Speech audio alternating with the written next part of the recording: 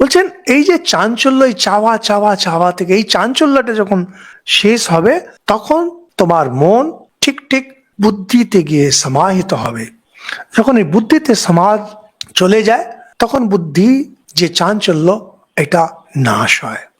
বুদ্ধির চাঞ্চল্য যখন নাশ হয়, ওইটা তখন স্টেডি হয়। তার মানে আমরা এখানে চলে গেলাম আবার রাজযোগে, যেখানে বলছেন চিত্তবৃত্তি নিরোধ, স্থির বুদ্ধি। বুদ্ধিটাকে স্থির করতে হয়। কিভাবে বুদ্ধি স্থির হয়?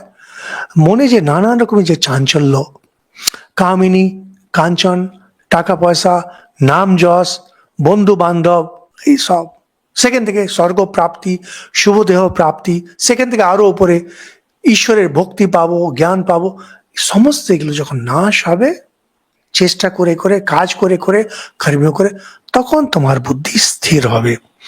সমাধা অচলা বুদ্ধি তদা যোগম অবাপ্স্যসি। মন যখন তোমার বুদ্ধিতে সমাহিত হয়ে স্টেডি হয়ে যাবে, কমপ্লিট স্টেডি হয়ে যাবে, তখন তুমি গিয়ে যোগ পাবে। যোগ কি বলছেন?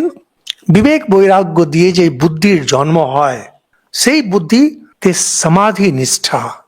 ঠাকুরের কথা, ভক্তি সহজ পথ, এগুলো শুনে আমরা মনে করি এগুলো সহজে হয়ে যায়। সহজে কি হয়ে যায়? এত সাধু সন্ন্যাসী, এত ঋষি মুনিরা হাজার হাজার, যখনই বর্ণা আছে বলে হাজার হাজার বছর ধরে তপস্যা করছিলেন। কেন? এটাই পথ। মন স্থির। মনকে স্থির করার জন্য অনেক কাঠখড় পোড়াতে হয়। এখানে বলছেন কিরকম?